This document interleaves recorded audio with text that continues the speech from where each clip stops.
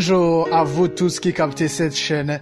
Aujourd'hui, nous allons vous parler de Dennis Obiri, un jeune homme kenyan qui a fait de longues études de master et était un camarade de classe avec le vice-président de la République du Kenya, Dr William Ruto. Mais ce jeune homme n'a pas encore trouvé de l'emploi, mais plutôt, il a jugé bon de vendre les œufs de poule dans les rues de la capitale Nairobi au Kenya. De son vrai nom, Dennis Obiri Ogola, il est né d'une famille de 6 enfants, 3 garçons et 3 filles. Il a postulé à plus de 5000 offres d'emploi, mais en vain, sans succès. Ce jeune homme a fait de longues et bonnes études afin de sauver sa famille en détresse, mais malheureusement pour lui, il sillonne tous les coins de la capitale kenyane, Nairobi, en vendant des œufs de poule, et quand il est fatigué, il s'oppose sur le chemin.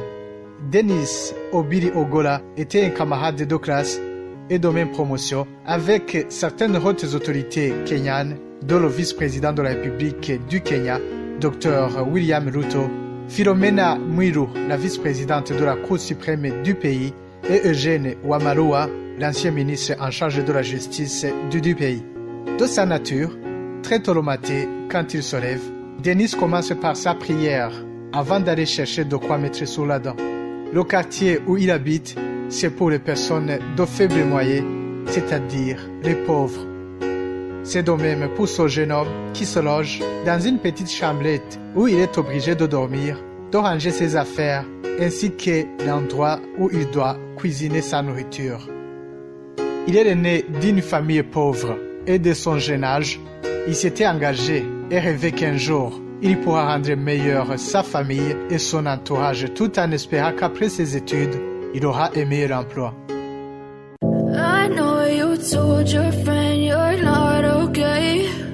And tell me what's wrong and why you never said you felt that way. And guess you're trying to stay strong and fake a smile until I look away. But I've known you too long, it hurts to watch your blue eyes fade to gray. Dennis Obiri Ogola raconte qu'il est le plus diplômé et le plus titré de sa famille. Ses autres frères et sœurs n'ont pas eu la chance de pousser très loin dans les études suite à la pauvreté. Dennis a obtenu plusieurs diplômes, certificats et attestations. Il se voyait comme le futur patron qui allait sauver sa famille. Son père décède très tôt et un des voisins le conduit dans un orphelinat où il commence ses études primaires. Il poursuit le secondaire jusqu'en 2007. Par après, le directeur de cet orphelinat l'envoie pour faire des études universitaires où il décroche un diplôme de licence en économie et marketing en 2013. Dennis a un caractère d'humilité et de coopération. Il maîtrise parfaitement la langue anglaise. Après avoir obtenu son diplôme universitaire de licence, Dennis a eu un emploi, mais refuse cet emploi puisqu'il voulait toujours pousser plus loin ses études et continuer avec le master et le doctorat, car selon lui, c'était le moyen le plus sûr pour avoir un meilleur emploi avec un très bon salaire. Il a rencontré quelqu'un qui l'a aidé pour payer le master et le doctorat, son église le soutenant, et en fait, il termina ses études. En l'an 2020, Dennis finalisa le 2e et le 3e cycle de l'université et commença à passer ici et là pour essayer de trouver un emploi, mais en vain. Il n'a jamais compris le pourquoi de cet échec de décrocher un emploi. Il affirme qu'il est arrivé au stade de demander à Dieu pourquoi son existence, pourquoi il l'a créé. Ses amis l'ont rejeté à plusieurs reprises. Peut-être son heure n'est pas encore venue.